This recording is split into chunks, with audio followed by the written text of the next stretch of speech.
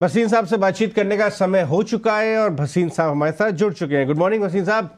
सबसे पहले तो आपको खुशखबरी दे दूं मैं, पेटीएम पे बड़ी पॉजिटिव न्यूज़ खबरें आई हैं पूरे वीकेंड में। आप ये अकेले थे 100 एक तरफ और भसीन साहब एक तरफ की भाई, जबकि वो सब नेगेटिव न्यूज़ आ रही थी। अब ये न्यूज़ आई कि साहब पेटीएम को प्रॉब्लम नहीं है, पेटीएम बैंक को प्रॉब्लम है, जो एक हिस्सा है उसका। और उन्होंने एक्सिस बैंक के साथ टाई अप कर लिया अपना पेमेंट बैंक वाला कारोबार का। तो चांसेस तो लग रहे हैं कि आज ये रिबाउंड मारेगा क्या वजीर साहब? मॉर्निंग अजय जी। रिबाउंड का तो देखिए मार्केट की डिमांड सप्लाई पे पोजीशन है, weak hands are going out और न्यूज फ्लो भी नेगेटिव रही है अजय जी। अब जो समय उनको मिल रहा है रेक्टिफिकेशन का और पेमेंट बैंक से जो शिफ्ट होएगा, आई थिंक वो पहली बात तो एक्सिस बैंक के लिए बहुत पॉजिटिव होएगा। दूसरा, अब पेटीएम बैंक को कोई डर नहीं कि उनका क्यूआर या साउंड बैग्स पे कोई भी एम्बार्गो आएगा। तीसरी बात ये है कि जो न्यूज फ्लो मेरे को आ रही है कि ईडी ने कोई फेमा पे या कोई मनी लॉन्ड्रिंग पे कुछ नहीं फाइंड किया।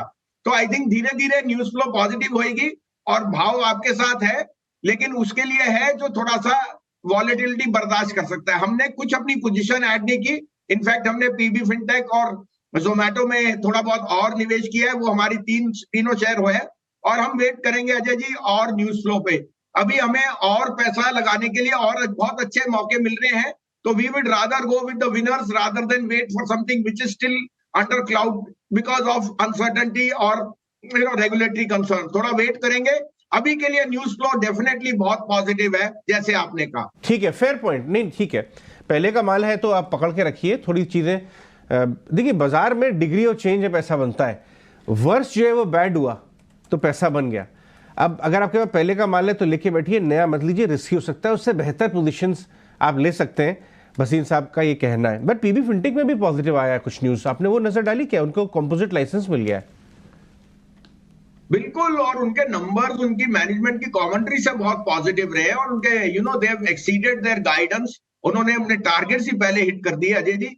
तो it's just a matter of time. और आप देख ही सकते हैं कि इंश्योरेंस, जैसे मैंने आपको कहा, आज सब एक्सचेंजेस को अपग्रेड कर रहे हैं। हम कब से कह रहे हैं exchanges, brokers, brokerage companies, insurance, AMCs and depositories, ये बिजनेस तो अगले 20 साल चलेगा चलेगा। पीबी फिनटेक का अगले कुछ सालों में तो आपको दिख ही जाएगा कि बिजनेस की अंडरलाइंग स्ट्रेंथ कितनी है अजय जी।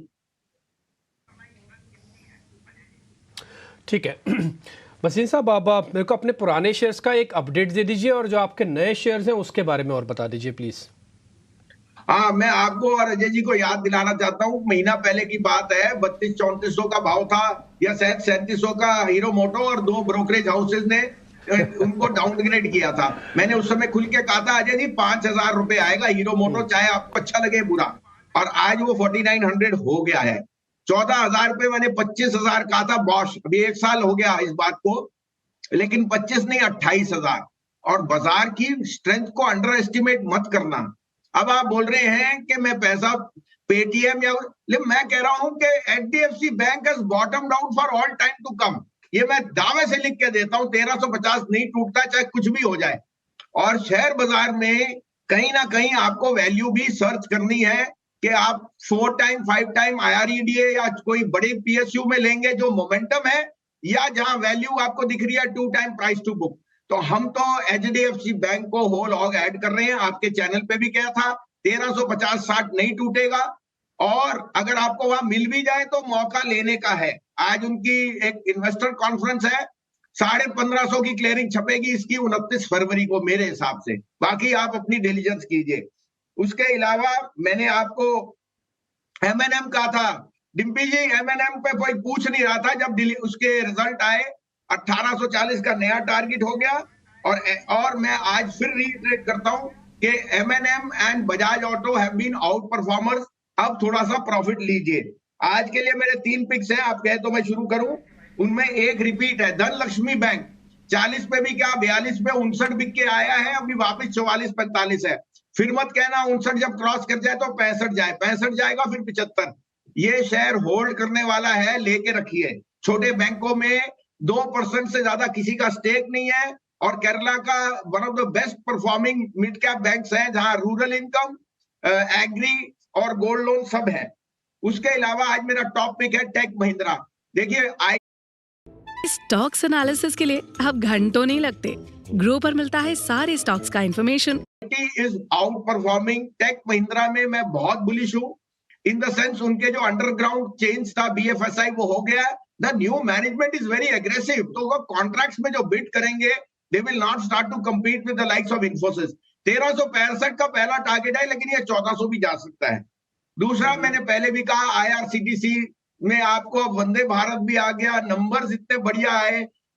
उनका 85% एबिटा आता है ट्रेन बुकिंग पे, वंदे भारत इंक्लूसिव। आप सोचो वॉल्यूम कितनी है, 36% नीर पे आ रहा है, उन्होंने अभी नीर में कैपेसिटी बढ़ाई है, और 16% आता है केटरिंग पे। 1000 रुपए पहला टारगेट है, लेकिन अगर आप इसको इस साल रखेंगे 1250 का टारगेट। चौथा, मैंने आपको वेदांता की अंडरलाइन बताई, management is selling stake to reduce debt. इससे बढ़िया पॉजिटिव हो ही नहीं सकता। नाम आया नहीं, अगर राजीव जैन GQG का है तो फिर 450 के बल्ले बल्ले हो जाएगी आपको। मेटल्स इज वन सेक्टर जो अब चाइना की रीओपनिंग में आउट परफॉर्म करेगा। आपको अपनी बास्केट पिक करनी है। सेल 70 वाला 140 हो गया, आपको पता नहीं लगा। मुझे वेदांता ऐसे ही दिखता है, 350 का भाव, 250 रुपए का आपका स्टॉप लॉस है। ये 2 दिन से मैं कह रहा हूं। ढेर सारी pics across the sectors Bhasin ji की तरफ से आते हुए बहुत बहुत शुक्रिया भसीन जी। साहब से बेहतरीन शेयर्स डिस्कस करने का समय हो गया है। गुड मॉर्निंग वसीम साहब, बताइए जी आज कैसी लिस्ट लगाई दिख रही है आपकी लिस्ट? हाँ, गुड मॉर्निंग अजय, आपको और सृष्टि और अभिषेक को। और लिस्ट तो अच्छी है और बाजार भी अच्छा। आपको HDFC बैंक 2 दिन से कह रहा था, गंजी भी अब था, और HDFC बैंक मैंने आपको कहा 1350 का ऑल टाइम बॉटम बन गया।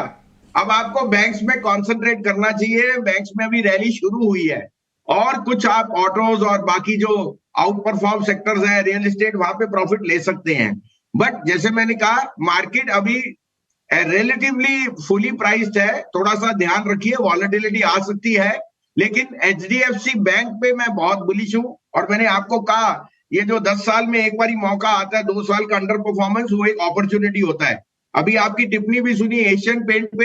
Asian paint and MRF are 2 stocks which have never diluted equity. आज भी उसके पास 53% डेकोरेटिव में मार्केट शेयर है। यस, कंपटीशन ग्रासिम से और JSW से थोड़ा सा बाइट करे।